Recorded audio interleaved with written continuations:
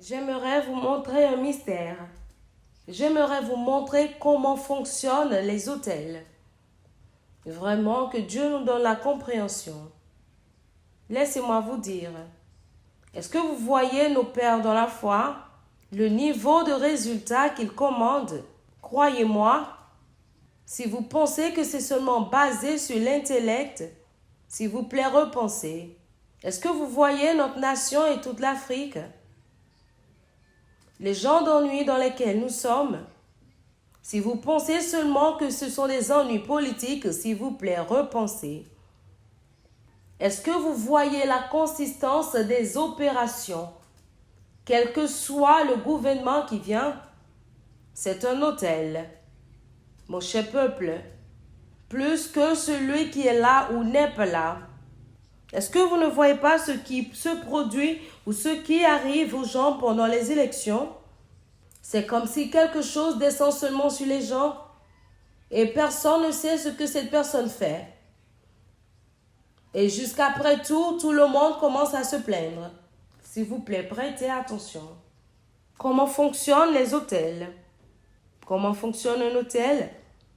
S'il vous plaît, écrivez ceci. Tous les hôtels sataniques sont alimentés par un hôtel majeur. Tous les hôtels sataniques sont alimentés par un seul hôtel majeur. Et j'aimerais vous le révéler maintenant. Tous les hôtels sataniques, les systèmes d'autorisation, les systèmes de communication sont alimentés par un seul majeur point d'accès. Maintenant, s'il vous plaît, excusez-moi de faire référence à ce chef film, Le Seigneur des Agneaux. Je ne sais pas si vous ne l'avez pas encore regardé, je ne sais pas quoi vous dire. Mais s'il vous plaît, suivez seulement et Dieu vous donnera la compréhension. Rappelez-vous, j'espère que j'ai compris correctement le film. Mais je savais qu'il y avait beaucoup d'agneaux ou plusieurs agneaux qui avaient été donnés au roi. Et il y avait un anneau, n'est-ce pas, qui alimente les autres anneaux. C'est ce que j'essaie de vous enseigner. Que tous les autres autels sont à la merci d'un seul autel. Ce qui veut dire que peu importe ce que vous faites aux autres autels, si ce seul autel demeure, vous avez perdu ou gaspillé votre temps. Maintenant, voici l'erreur que beaucoup de personnes commettent. Ces personnes continuent de réprimander les choses de manière individuelle. La pauvreté, ceci et cela. Tous les hôtels sataniques sont alimentés par un hôtel majeur. Prêtez attention maintenant. Cela est appelé l'autel du péché et de l'iniquité. Écrivez cela s'il vous plaît. Juge chapitre 6 et verset 1. L'autel du péché et de l'iniquité. C'est cet autel qui alimente tout autre autel satanique. Les enfants d'Israël firent ce qui déplaît à l'Éternel. Et l'Éternel les livra entre les mains de Madian pendant 7 ans. C'était quoi la cause du problème? Le mal. Aux yeux de l'Éternel, l'autel du péché et de l'iniquité. Et patientez avant que vous ne prétendez toute auto-justice. J'aimerais vous dire qu'il y a beaucoup ou différents niveaux de péché. Il y a votre péché personnel lorsqu'il s'agit des autels. Il y a des péchés territoriaux et il y a des péchés qui viennent de la lignée de sang. Alors ne soyez pas rapide à vous tenir dans votre propre justice et pour dire que cela ne vous regarde pas. Le péché, il dit prenez note, l'autel du péché et de l'iniquité. Osée chapitre 7 et verset 1. J'ai trouvé cette écriture et cela m'a béni très puissamment. Regardez s'il vous plaît, laissez-moi lire pour vous. Lorsque je voulais guérir Israël, l'iniquité d'Éphraïm et la méchanceté de Samarie se sont révélées. J'étais sur le point de venir pour les guérir. Mais il y avait quelque chose qui a été découvert. Lorsque je voulais guérir Israël, l'iniquité d'Éphraïm a été révélée. Romains chapitre 5, à partir du verset 12 au verset 14. Romains 5, la Bible dit, « C'est pourquoi, comme par un seul homme, le péché est entré dans le monde, et par le péché, la mort, sommes-nous ensemble ?» Regardez combien sérieuse cette affaire de mort est. Et cependant, on dit que la mort a attendu que le péché entre pour l'autoriser à entrer. Il dit, et qu'ainsi la mort s'est étendue sur tous les hommes, parce que tous ont péché. Verset 13. Car jusqu'à la loi, le péché était dans le monde. Or, le péché n'est pas imputé quand il n'y a point de loi. Verset 14. Maintenant, cette écriture m'a béni très puissamment. Cependant, la mort a régné. La mort n'est pas seulement arrivée. Cela est venu et a même régné depuis Adam jusqu'à Moïse, même sur ceux qui n'avaient pas péché, par une transgression semblable à celle d'Adam. Est-ce que vous savez ce que cela veut dire? Alors ici, il parle maintenant de nous. L'effet de ce péché originel, cela est venu régner même dans la vie de ces personnes qui n'avaient pas péché, par une transgression semblable à celle d'Adam, lequel est la figure de celui qui devait venir, l'autel du péché et de l'iniquité. Jean chapitre 9, à partir du verset 1 au verset 2. Jean chapitre 9, la Bible dit, « Jésus vit en passant un homme aveugle de naissance. » Maintenant, écoutez ce que les disciples ont dit à partir du verset 2. Ses disciples lui firent cette question. « Rabbi, qui a péché? » Est-ce que vous voyez les disciples? Ils sont allés directement adresser le problème qu'ils ont cru être la racine ou la cause. Rappelez-vous que ces gars ont été toujours sous le mentorat de Jésus. La condition de cet homme, il devrait avoir quelque chose qui a autorisé Satan. Il dit, qui a péché, cet homme ou ses parents? Alors, il y a quelque chose qu'ils ont connu concernant l'enseignement de Jésus. Certaines versions diront, qui a péché, lui ou son père? Parce que le mot père veut dire la source. Alors, est-ce que c'est lui ou bien ses antécédents? Ces deux choses peuvent créer un effet dans sa vie. Qui a péché? J'ai écrit ici, pour votre apprentissage rapide, 3 niveaux de péché. Avec respect aux activités des autels.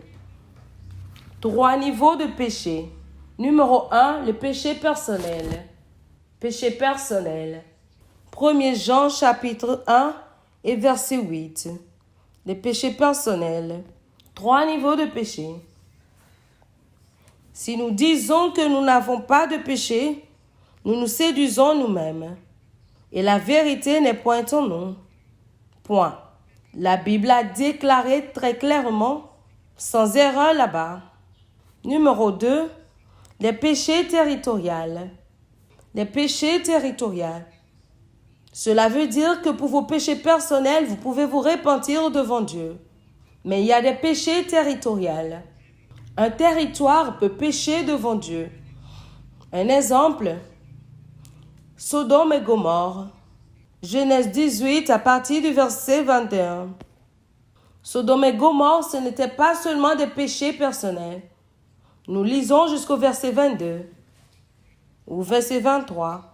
C'est pourquoi je vais descendre et je verrai s'ils ont agi entièrement. S'il vous plaît, commençons même à partir du verset 20. Il dit, « Et l'Éternel dit, le cri contre Sodome et Gomorrhe s'est accru, Parce que le péché en tant que territoire est vraiment énorme. C'est pourquoi je vais descendre et je verrai s'ils ont agi entièrement selon le bruit venu jusqu'à moi. Et si cela n'est pas, je le saurai. Verset 22, il dit, les hommes s'éloignèrent et allèrent vers Sodome. Mais Abraham se tint encore en présence de l'Éternel. Un dernier verset. Abraham s'approcha et dit, feras-tu aussi périr le juste avec le méchant? Cela veut dire que dans cette grande ville, il y avait des personnes justes et les méchants. L'homme juste qui était l'hôte.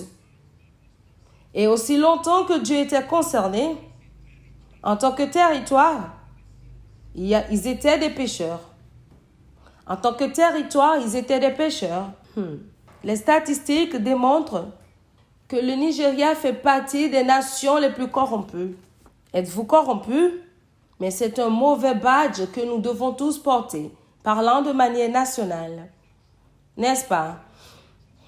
Peu importe combien juste êtes-vous, toute insulte ou toute mauvaise chose que nous devons recevoir parce que nous portons ou nous avons un passeport nigérian, nous tous de manière associée, peu importe combien de manière individuelle nous sommes justes, vous devez faire face à ce contre-coup jusqu'à ce qu'en tant que territoire, nous soyons changés. Est-ce que vous comprenez ce que je dis maintenant? Sodome et Gomorrhe. Un territoire peut pécher. Un autre exemple, Jonas chapitre 1, à Ninive. Jonas chapitre 1 et verset 3. Alors on ira après au chapitre 3 à partir du verset 1 au verset 3. Jonas chapitre 1 et verset 1. La parole de l'Éternel fut adressée à Jonas, fils d'Amittai, en ces mots. Lève-toi, va à Ninive, la grande ville, et crie contre elle. Et crie contre qui? Elle, la ville. Crie contre la ville, car sa méchanceté est montée jusqu'à moi. Verset 3. Vous savez ce qui s'est passé, Jonas a fui, et toute l'histoire qui s'est passée dans la désobéissance. Et vous verrez que Jonas était en colère, parce qu'il a dit, Seigneur, je connais ces personnes-là. Tu es juste.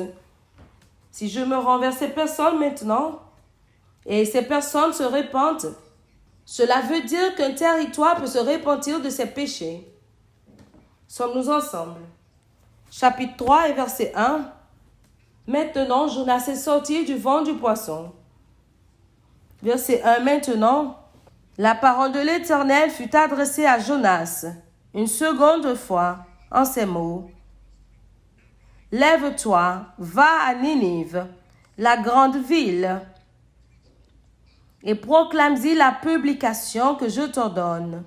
Va leur dire qu'il y a une autorisation des ténèbres pour les détruire, se basant sur cet autel de péché et d'iniquité.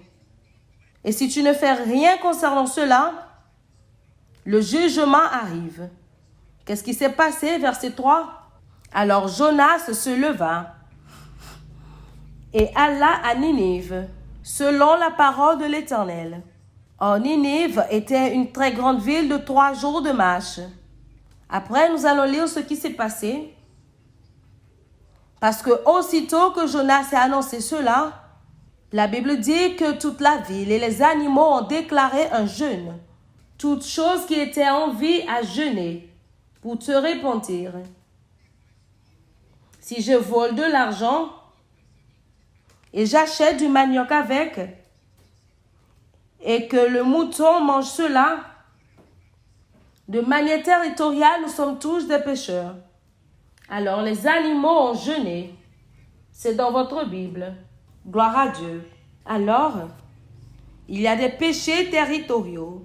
Le dernier niveau de péché, ce sont les péchés qui sont basés sur la fondation et la lignée de sang. S'il vous plaît, écrivez cela. S'il vous plaît, ne vous inquiétez pas, n'ayez pas peur d'entendre ces choses. Je sais que vous les avez entendus et que vous les avez fuis pendant un bon moment. S'il vous plaît, croyez en moi, je suis un bon pilote. Les péchés se basant sur la fondation et sur la lignée de sang. N'oubliez pas ces 3 niveaux de péché.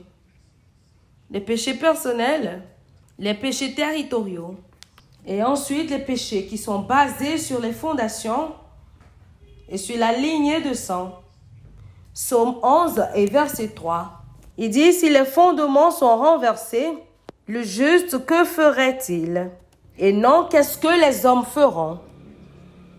Même le juste sera affecté. Exode chapitre 34, à partir du verset 6. Exode 34 et verset 6. Regardez ceci maintenant. Et l'Éternel passa devant lui et s'écria, l'Éternel, l'Éternel, Dieu miséricordieux et compatissant, lent à la colère, riche en bonté et en fidélité. Verset suivant. Qui conserve son amour jusqu'à 1000 générations, qui pardonne l'iniquité, la rébellion et le péché, mais qui ne tient point le coupable pour innocent. Il dit, et qui punit l'iniquité des pères sur les enfants et sur les enfants des enfants, jusqu'à la 3e et la 4e génération. Aussitôt, Moïse s'inclina à terre et se prosterna. Verset suivant. Il dit, Seigneur, si j'ai trouvé grâce à tes yeux. Nous lisons jusqu'au verset 14. Que le Seigneur marche au milieu de nous, car c'est un peuple au cou roide. Pardonne nos iniquités et nos péchés. Est-ce que vous voyez Moïse qui se répand? Et il demande au Seigneur, il dit, ceci n'est pas seulement pour moi. Je suis d'accord avec ce que tu as dit. Verset 10. L'Éternel répondit, vous voyez que Moïse plaide maintenant pour son peuple. Pardonne nos iniquités et nos péchés. Et prends-nous pour ta possession. Et en même temps, Dieu a répondu, voici, je traite une alliance. Je ferai en présence de tout ton peuple des prodiges qui n'ont eu lieu dans aucun pays et chez aucune nation. Tout le peuple qui t'environne verra l'œuvre de l'Éternel, et c'est par toi que je ferai ou j'accomplirai ces choses terribles. Verset 11. Prends garde à ce que je t'ordonne aujourd'hui. Voici, je chasserai devant toi les Amoréens, les Cananéens, les Hétiens, les Phéréziens, les Éviens et les Jébusiens. Verset 12. Garde-toi de faire alliance avec les habitants du pays où tu dois entrer, de peur qu'il ne soit un piège pour toi. Verset 13. Au contraire, vous renverserez leurs autels.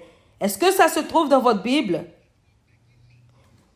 Je veux faire des affaires. Maintenant que tu me supplies, maintenant que tu plaides avec moi pour que je fasse miséricorde, laisse-moi te montrer ce que tu dois faire. Ce n'est pas seulement la mission ou le problème de plaider. Il y a des choses qui continueront à parler. Tu briseras leurs autels. Tu briseras le statut. Et tu abattras leurs idoles. Verset dernier. Tu ne te prosterneras point devant un autre Dieu, car l'Éternel porte le nom de jaloux. Waouh! Nous ne parlons pas ici d'une jalousie négative ou satanique. Qu'on ne confonde pas ce qui est écrit ici. La jalousie veut simplement dire cette capacité de vouloir et de voir cette chose que vous aimez protéger et préserver. Qu'il y a quelque chose concernant Dieu. Lorsqu'il voit cet adultère spirituel, de Dieu en Dieu. Et lorsque les péchés et les iniquités ont créé cet autel avec lequel les gens apportent ou amènent le jugement sur eux-mêmes, des péchés personnels, des péchés territoriaux, regardez, que vous aimez ou pas, nous sommes tous des victimes des péchés territoriaux. Et sinon, nous tous, spécialement l'Afrique, les péchés de la lignée du sang, les fondations. Croyez-vous que vous entendrez parler d'une histoire de quelqu'un qui enterre des êtres humains tous les jours et juste vous balayez cela d'un revers de la main pour dire que cela ne compte pas, que cela ne fait rien? Est-ce que vous savez ce que les gens ont dit avant de mourir? Et vous pensez que non, il n'y a pas de problème, toutes ces choses sont passées? Non, mais non. Il y a des règles d'engagement. Je vous ai enseigné ceci lorsqu'on parlait de la délivrance. Que même le péché de l'homme, Dieu ne l'a pas chassé hors de l'homme. Aussi puissant que Dieu est, Dieu n'a pas chassé le péché de l'homme. L'agneau a dû venir pour mourir. Il a vécu 33 ans pour poursuivre la rédemption pour nous. Est-ce que quelqu'un suit? Maintenant, comme les autels démoniaques, tout autel divin est aussi alimenté par un autel majeur. Est-ce que je vous ai égaré? Tout autel divin est alimenté par un autel majeur. Cela veut dire que si vous voyez toute plateforme qui a été disponible pour l'homme, pour rencontrer Dieu, pour autoriser les activités du règne de l'esprit, il y a un autel majeur qui les alimente tous. La Bible l'appelle le trône de grâce. Le trône de grâce, avec le sang de Jésus, qui est appelé l'alliance éternelle. C'est ça l'autel principal qui alimente toutes choses bonnes dans la vie d'un croyant. S'il vous plaît, n'oubliez pas cela. Tout système d'autorisation, tout système d'échange, tout système qui permet les interactions avec les anges, avec le Saint-Esprit, tout système qui commande que les vertus spirituelles descendent sur les saints est renforcé par ce seul autel, le trône de grâce.